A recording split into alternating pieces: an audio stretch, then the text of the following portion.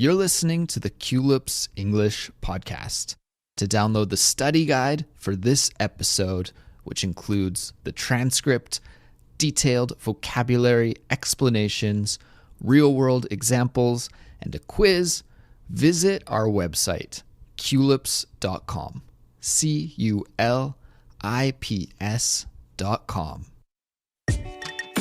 Hello, everybody. My name is Andrew. And I'm Jeremy. And you're listening to Culips.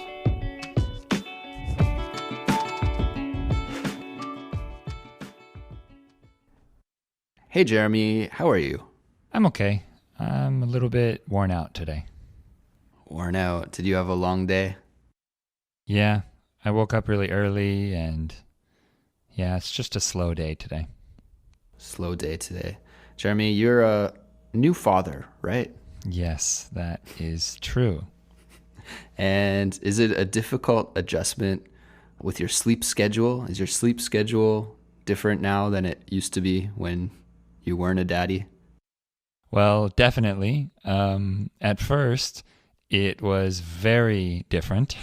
And as time goes on, it's getting more and more regular. That's good to hear. Yeah, so it's not such a huge difference anymore. I am actually sleeping now, but yeah, it takes some time to adjust. I bet. I believe you. Jeremy, today we are going to do a catchword episode, and for all of the listeners that don't know what catchword is, it is our vocabulary series. So in catchword episodes, we define and explain, give examples of how to use interesting and useful, keyword useful, English expressions. And today we are going to talk about two expressions that you can use when you doubt something or you don't believe the accuracy of something. But just before we get into the main content for today's episode, I want to remind everybody that we have a study guide that you can use to study along with us today. So if you visit our website, culips.com, you'll be able to download that study guide. And we highly recommend doing this because, well, it's really great, I think.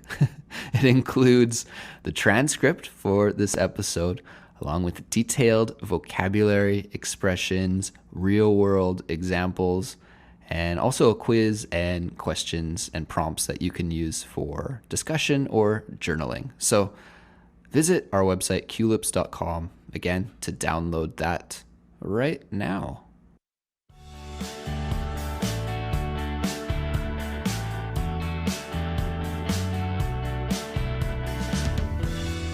Okay, Jeremy, so two expressions that we can use in situations of doubt, mistrust, or maybe skepticism. Skepticism. I like that word. It's a big word, Yeah. skepticism, and it is fun to say. Yeah, maybe that's why. Skepticism. Actually, we should define skepticism because maybe it's a new one for some of our listeners. It's a high-level vocabulary word. What does it mean, skepticism? Well, ism means it's a sort of way of thought, right? Mm-hmm. Like people say Buddhism is the way of thought of Buddhist people, right? Mm-hmm. Yeah. So ism. There's also skeptical, which is a different form of the same word. And to be skeptical means to look at something with doubt, to doubt something. So skepticism is the mindset of doubt. It's having doubt in your mind at all things. If someone gives you a fat-free cookie, someone who is skeptical, or you could say someone who is a skeptic, looks at the cookie and thinks, that's not really fat-free. I don't believe you. Right? So that is skepticism. Yeah. And actually, I think I'm a bit of a skeptic. I think I'm a Really? pretty skeptical person. I like to investigate and get lots of information before I make my mind up about something. And yeah, sometimes this is great, sometimes it's bad. So what is the difference to you between being curious and being skeptical? Ooh, that's a deep question. If you're skeptical, you really just don't trust something, right? For example, these days on the internet, especially on the internet and internet communities, there are a ton of conspiracy theories going around.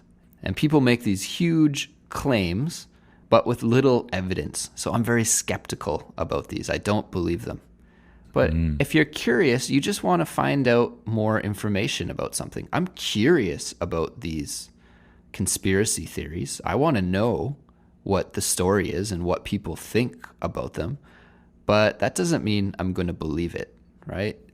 Curiosity is just having an open mind, but skepticism is not taking information at face value and needing deeper evidence before you can believe in something, in the truth of something.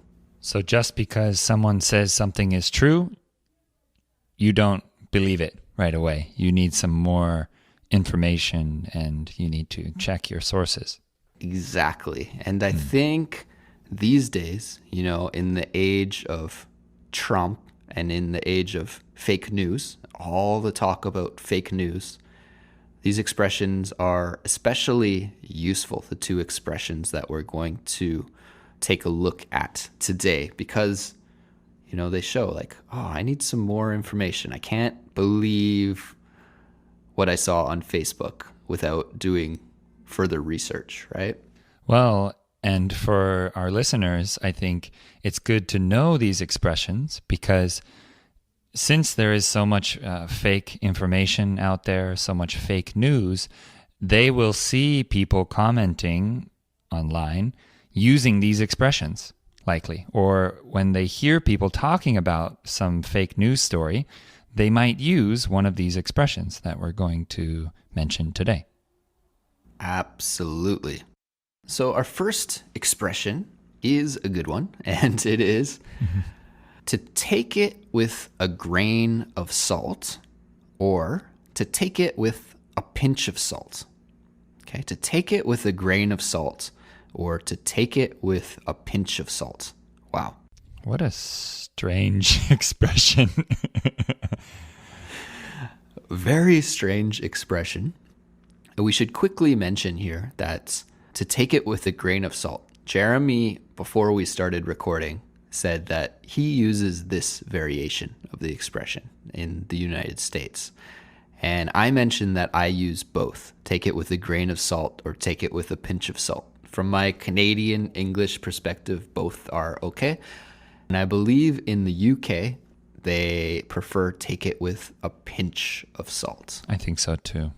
Depending on where you are in the English-speaking world, you may have to adjust which expression you use, but they have the same meaning. Okay, so a very strange expression, to take it with a grain or take it with a pinch of salt. Now, what does this mean, Jeremy? Well, I'm sure there's some story to this, but if someone were to give me a soup, right? Some soup, they made soup for me, and I don't trust that they